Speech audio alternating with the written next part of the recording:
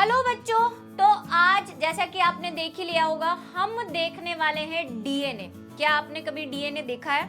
नहीं देखा है तो आज हम आपको दिखाएंगे कि डीएनए आखिर दिखता कैसा है। अब कई बच्चों का ये सवाल है कि एक तरफ तो मैम आप कहती हैं कि डीएनए को माइक्रोस्कोप से देखते हैं और फिर आप कह रही हैं कि डीएनए दिखाऊंगी। तो डीएनए बहुत ही छोटी चीज है, वो माइक्रोस्कोप से ही दिखती है, लेकिन हम जो डीएनए देखेंगे वो बहुत ही गुच्छे वाला डीएनए है। जब वो बहुत कॉइल हो जाता है उसके बाद हमें दिखाई देने लग जाता है, तो वही डीएनए हम देखने वाले हैं। और इसको एक टर्म नाम दिया है डीएनए आइसोलेशन, जो कि क्लास 12th के थ्योरी में भी है और उन्हें प्रैक्टिकल में भी करवाया जाएगा।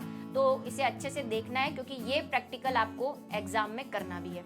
तो उसके लिए हमें चाहिए क्या? ज़्यादा कुछ नहीं चाहिए, हमें एक डिस्टिल वाटर चाहिए। डिस्टिल वाटर नॉर्मली मार्केट में मिलता है जो जिसमें मिनरल्स नहीं होते, तो ऐसा डिस्टिल वाटर हमने एक कंटेनर में ले रखा है। साथ में मैंने यहाँ पे एक आइस क्यूब वाला बकेट ले रखा है, इसको आइस क्यूब बकेट भी कह सकते हैं। नीचे इसमें क्या है, बर्फ डला हुआ है और ऊपर एक पेट्री डिश है और इस पेट्री डिश में हमने एथेनॉल डाल रखा है। ये एथेनॉल को बिल्कुल ठंडा होना चाहिए, चिल्ड एथेनॉल। और जो बच्चे थ्योरी पढ़ चुके हैं उन्हें पता है कि चिल्ड एथेनॉल काम में लिया जाता है, तो ये चिल्ड एथेनॉल लिया है। अब डीएनए सभी में देख सकते हैं आप केले को में देख सकते हैं, आप पालक की पत्तियों में देख सकते हैं, किसी और पत्ती में भी देख सकते हैं, लेकिन आज जो हम देखने वाले हैं वो प्याज के अंदर देखने वाले हैं। और आपके प्रैक्टिकल में आपको कुछ भी दिया जा सकता है एग्जाम में, जैसे कि मैंने कहा केला, पपीता, कुछ भी दे सकते हैं। तो हम यहाँ पे प्याज लिया है हमने और इस प्याज को हमने ग्राइंड कर दिया है मिक्सर के अंदर, और चाहे तो आप नॉर्मली इसको क्रश भी कर सकते हैं। ऐसा क्यों किया है? क्योंकि हमें सेल्स तोड़नी है, डीएनए को बाहर निकालना है ना, छुपा हुआ है अंदर। और साथ में हमें कुछ नमक चाहिएगा, क्योंकि नमक और एक और चीज़ जिसे जानकर आपको हैरानी होगी शायद, और वो यहाँ पे मैंने लिया है लिक्विड सोप, जिससे आप हैंड वॉश करते हैं, वही वाला सोप है जिसको आप डिटर्जेंट कहते हैं, लिक्विड डिटर्जेंट। बस इन्हीं चीज़ों से हम डीएनए निकालने वाले हैं। तो करना क्या होगा? तो सबसे पहले हमें जो हमने डिस्टिल वाटर लिया है यहाँ पर, उसके अंदर हम लिक्विड सोप डालेंगे।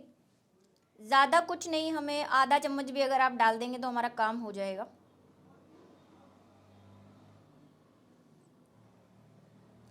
अब लिक्विड सोप क्यों ले रहे हैं?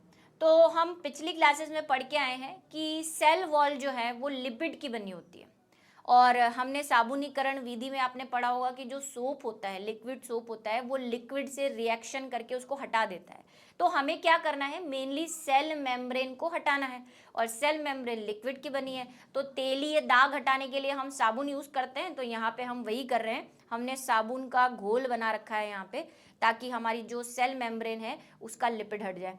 और उसी सेल मेम्ब्रेन पे छेद करने के लिए, क्योंकि तोड़ तो हमने दी ही है, लेकिन कुछ भी अगर बचा हुआ है तो उसके लिए हम थोड़ा सा इसमें 1 से 1 चम्मच नमक डाल देंगे, और ये अच्छे से हम इसको रेडी कर देंगे हिला के, ताकि ये थोड़ा घुल जाए। चाहे तो आप इसको रोड से हिला भी लें। बस अब हमें ये जो प्याज का हमने कचरा बना के रखा है ना, बच्चे बोलेंगे मैम प्याज बड़ा ही महंगा है, आपने प्याज की बर्बादी कर दी। क्या करें, आपको डीएनए जो दिखाना है हमें। तो यहाँ पे हमने प्याज को डाल के रख दिया है, और इसको हम 5 से 10 मिनट तक छोड़ देंगे, क्योंकि भाई साबुन है, उसको मेम्ब्रेन को गलाना है, तो थोड़ा उसको टाइम चाहिए, है ना, टाइम टेकिंग है ये। तो 5 मिनट हम इसको रेस्ट पे छोड़ देते हैं, उसके बाद आगे का प्रोसेस करेंगे। तो अब हमारा प्याज का ये जो सॉल्यूशन है ये रेडी हो चुका है। अब हमें इसे सिर्फ छानना है, धीरे धीरे करके हम इसको छानेंगे ताकि प्याज के टुकड़े जो है वो नीचे ना जाए। इसे अच्छे से दबा देते हैं। अब ये हमारा सॉल्यूशन बिल्कुल रेडी है। अब हमने यहाँ पे जो आइस टब बना के रखा है उसमें चिल्ड एथेनॉल डाल के रखा है, उसमें हम ये धीरे धीरे डालेंगे। बस एक बात का आपको ध्यान रखना है कि ये पानी बिल्कुल चिल्ड एथेनॉल होना चाहिए, बिल्कुल ठंडा होना चाहिए। पास से देखेंगे तो आपको हल्के हल्के थ्रेड बनना दिख रहे होंगे यहाँ पे, ये देखिए, ये क्या हो रहा है? ये वही डीएनए है जो अलग होना शुरू हो गए हैं। ये देखिए, ये गुच्छे दिख रहे हैं आपको, हालांकि इसमें कुछ प्याज के भी हैं, ये नहीं, ये वाले वाइट से जो आपको दिख रहे हैं। और नीचे भी देखो ढेर सा बन रहा है। अब ये पिंक कलर के इसलिए हैं क्योंकि प्याज के हैं, अगर आप केला लेते तो शायद पीले कलर के होते। और अगर हम इसे आधा घंटा और रख दें और उसके बाद और देखेंगे तो हमें काफ़ी अच्छे से गुच्छे दिखाई देंगे।